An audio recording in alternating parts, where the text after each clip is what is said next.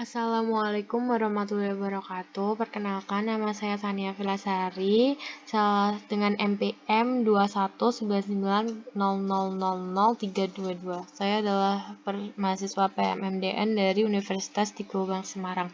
Di sini saya akan mempresentasikan tugas saya mengenai service design dan juga service transition.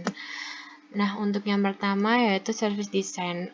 Jadi service design ini merupakan tahapan pembuatan detail rancangan dari setiap layanan TI yang telah masuk ke dalam draft service catalog. Di rancangan ini berupa sekumpulan dokumen, analisis kebutuhan bisnis dan juga layanan TI, rancangan teknologi, proses, kebijakan, dan kesepakatan yang disebut dengan Service Design Package atau SDP. Untuk tujuan service design ini yaitu membuat rancangan layanan TI baru atau perubahan layanan TI yang telah ada sebelumnya.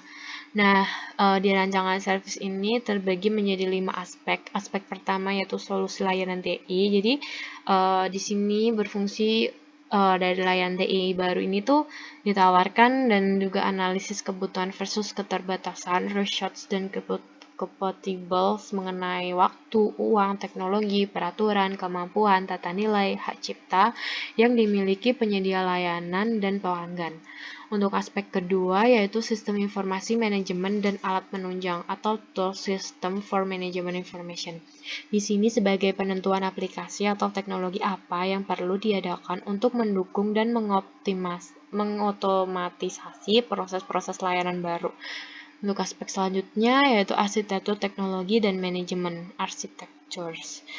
Di aspek ketiga ini dibutuhkan penyedia layanan baru yang harus kompatibel dengan arsitektur yang sudah ada sebelumnya. Dan aspek yang keempat yaitu sistem pengukuran merupakan metode dan pengukuran untuk kerja layanan arsitektur dan komponen-komponen pendukung dan prosesnya.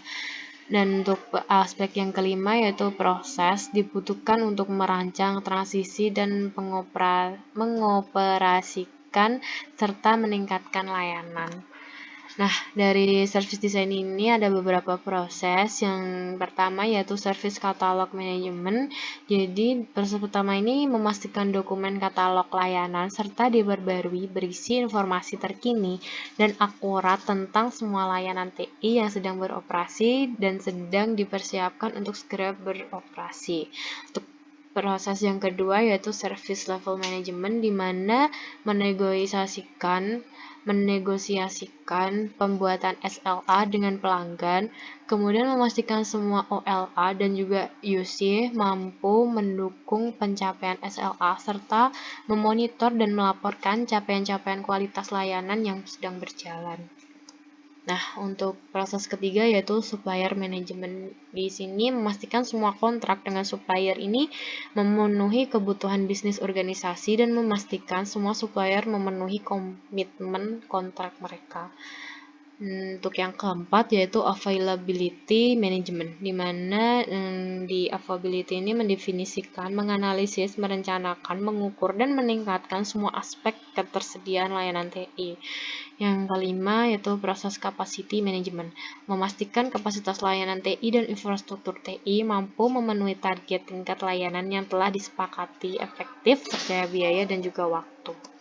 Untuk yang keenam yaitu risk management, mengenali, menilai, dan mengontrol resiko layanan TI, termasuk di dalam proses ini ada menganalisis nilai pentingnya setiap aset TI bagi bisnis organisasi, mengidentifikasi ancaman terhadap aset TI, dan seberapa rentang aset TI terhadap ancaman resiko.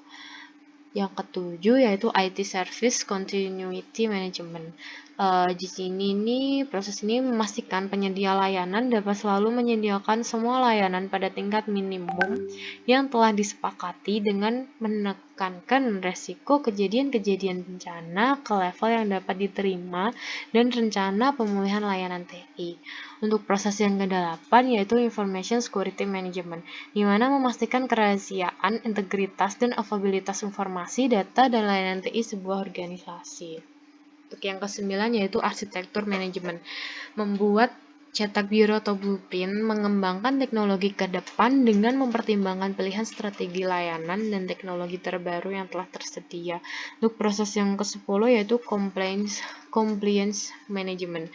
Memastikan sebuah layanan berproses dengan sistem TI memenuhi kebijakan dan aturan organisasi dan hukum.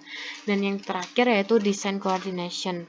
Proses design coordination ini memastikan setiap rencana layanan TI baru atau yang lama diubah konsisten dan efektif dalam pengelolaan arsitektur, teknologi, proses informasi hingga ukurannya.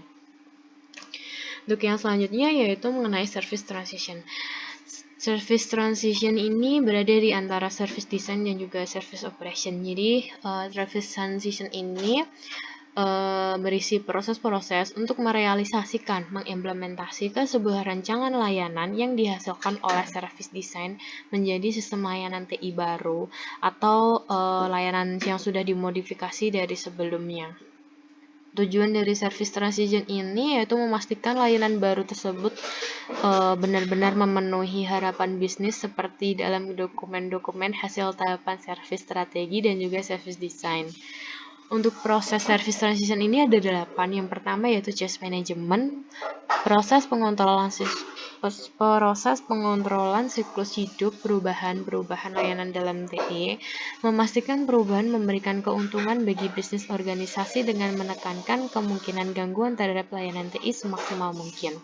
Untuk proses yang kedua yaitu change evaluation, dia proses sebuah menilai perubahan-perubahan besar dari sebelumnya ke perubahan yang telah di-upgrade.